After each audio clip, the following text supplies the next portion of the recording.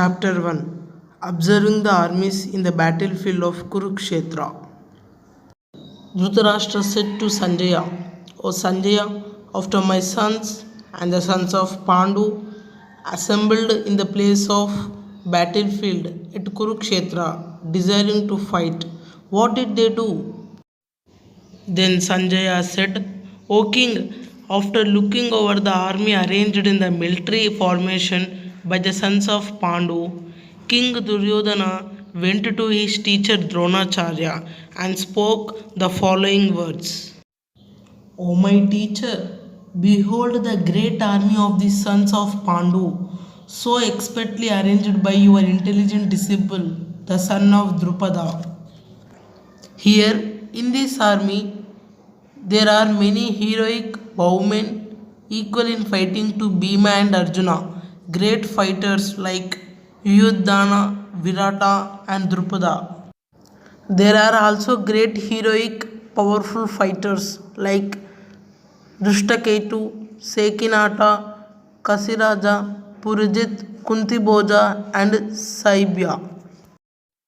There are the mighty Yudhamanyu, the very powerful Uttamujav, the son of Subhadra and the sons of Draupadi.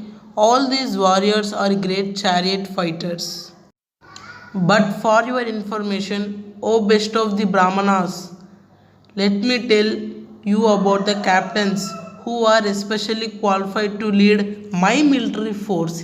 Here, the best of Brahmanas is the teacher of Duryodhana, Dronacharya. Then Duryodhana tells about his military force.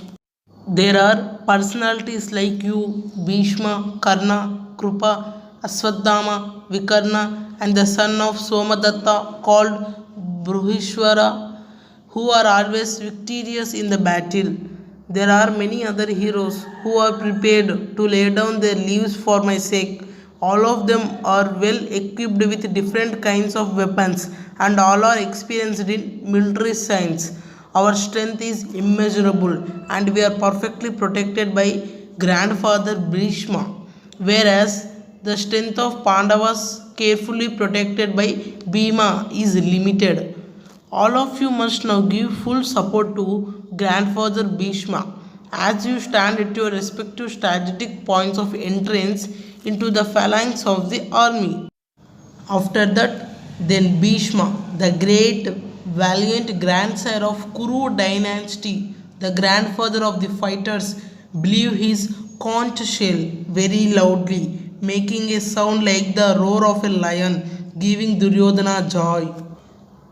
On other side, both Lord Krishna and Arjuna, stationed on a great chariot drawn by white horses, sounded their transcendental conch shells. Lord Krishna blew his conch shell called Panchajanya, Arjuna blew his conch shell called Devadatta, and Bhima, the voracious eater and performer of Herculean task, blew his terrific conch shell called Poundra.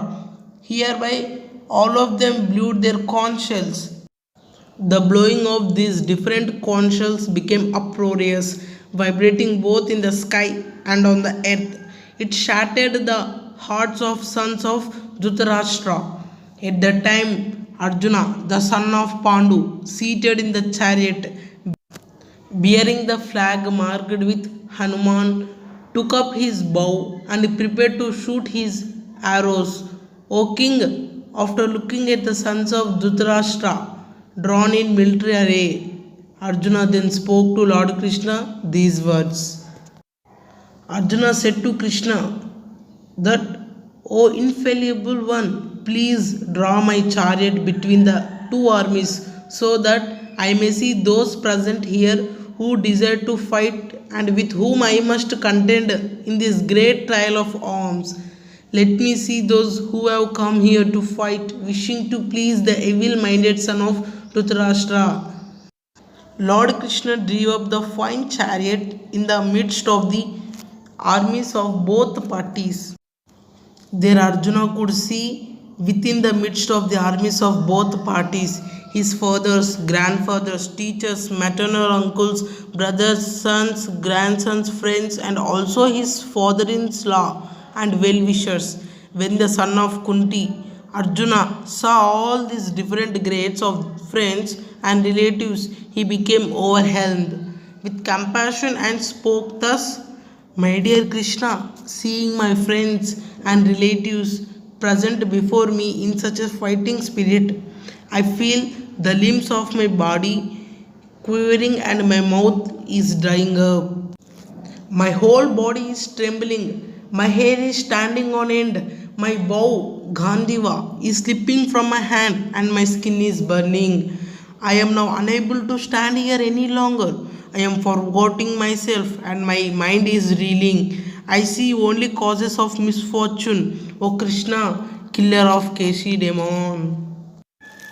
O Govinda, of what avail to us are a kind kingdom, happiness, or even life itself when all those for whom we may desire them are now arrayed on this battlefield? O Madhusudana, when teachers, fathers, sons, grandfathers, maternal uncles, fathers in law, grandsons, brother in law, and other relatives are ready to give up their lives and properties and are standing before me, why should I wish to kill them, even though they might otherwise kill me? O maintainer of all living entities, I am not prepared to fight with them, even in exchange for the three worlds, let alone this earth.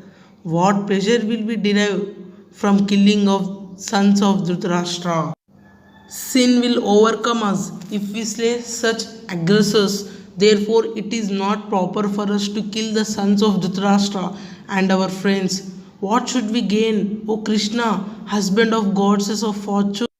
How could we happy by killing our own kinsmen?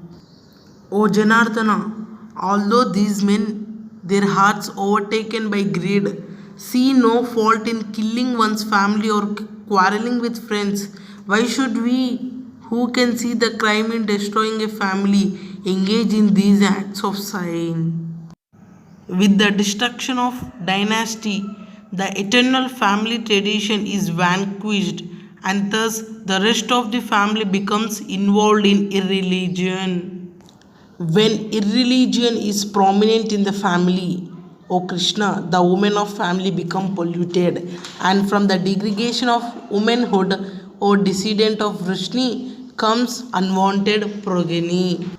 An increase of unwanted population certainly causes hellish life both for the family and for those who destroy the family tradition. By the evil deeds of those who destroy the family tradition and thus give rise to unwanted children, all kinds of community projects and family welfare activities are devastated. O Krishna, maintainer of the people, I have heard by disciplic succession that those whose family traditions are destroyed dwell always in hell. Alas, how strange it is that we are preparing to commit greatly sinful acts, driven by the to enjoy royal happiness. We are intent on killing our own kinsmen. Better for me if the sons of Dhritarashtra, weapons in hand, were to kill me unarmed and unresisting on the battlefield. In this way, Arjuna says his sadness to fight towards his relatives to Krishna. Arjuna will not be ready to do fight with his beloved well-wishers and his relatives. Now, by seeing this and listening to this conversation, Sanjaya says to King Dhritarashtra that Arjuna, having thus spoken on the battlefield, cast aside his bow and arrows and sat down on the chariot, his mind overwhelmed with grief. Thus ended to the first chapter of the Srimad Bhagavad-gita in the matter of observing the armies on the battlefield of Kurukshetra.